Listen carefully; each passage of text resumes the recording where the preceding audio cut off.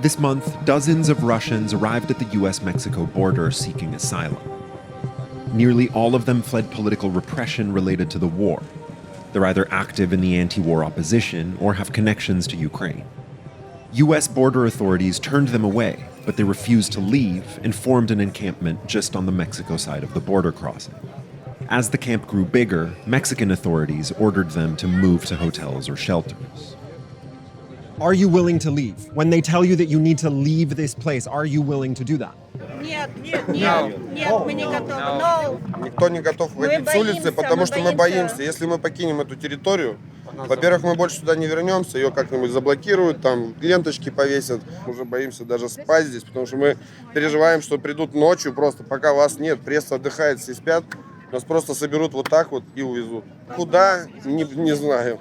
Ждем решения в Соединенных Штатах, потому что да, у меня там родственники, у кого-то тоже.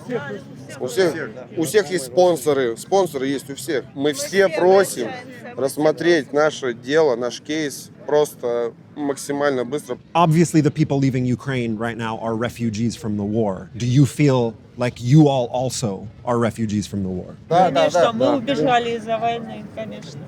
Абсолютно.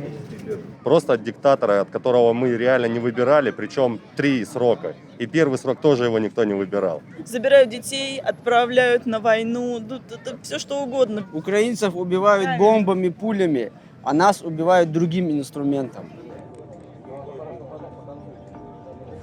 Customs and Border Protection turned the Russians away under Title 42, the pandemic-era rule that allows the immediate expulsion of asylum seekers without hearing their claims. The US has cited Title 42 almost 2 million times to expel migrants mostly from Mexico, Central America, and Haiti. But in the last 2 weeks, CBP began making systematic exceptions to allow in Ukrainians fleeing the war. At first, that exception didn't extend to Russians, but while we were at the encampment, that began to change. Apparently, the Mexican authorities persuaded the Russian asylum seekers in the camp to pack up and leave. If they all leave right now, tonight, then tomorrow at 5 in the morning, they'll put them on a bus that'll cross the border into the United States.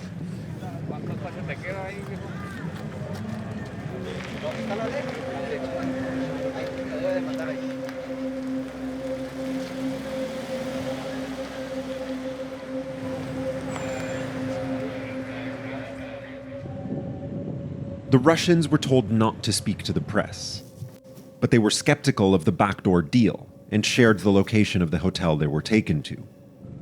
We waited there to see if they would, in fact, be moved to the border. So it looks like this might actually be real. We have a bunch of Mexican immigration vans outside loading up their luggage. All the Russians are downstairs. It definitely looks like they're picking them up and taking them somewhere. We're just going to try and follow them to see where that actually is.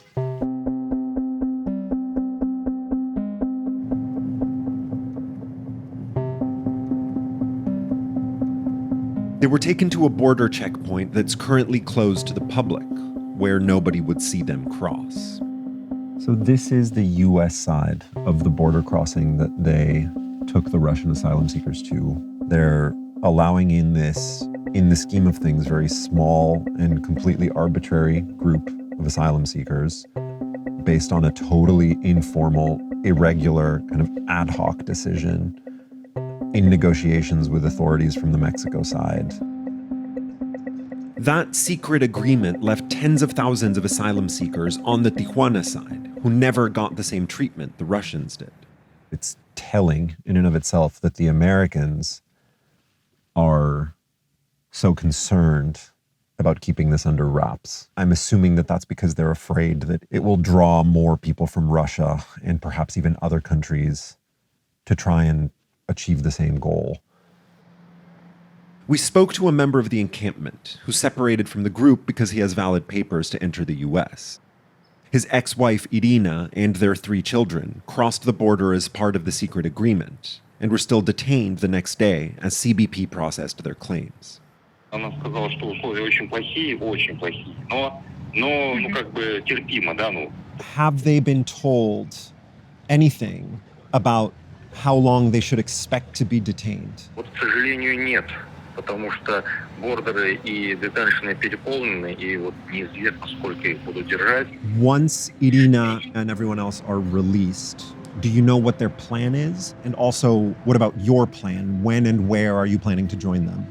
Перейду границу с Сан-Диего и с Ириной улечу сразу в Хьюстон.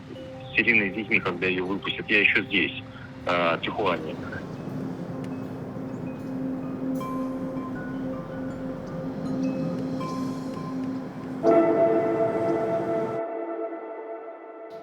David Noriega is with me now for more. David, I understand there's a big update in the status of these Russian refugees. Tell me about it.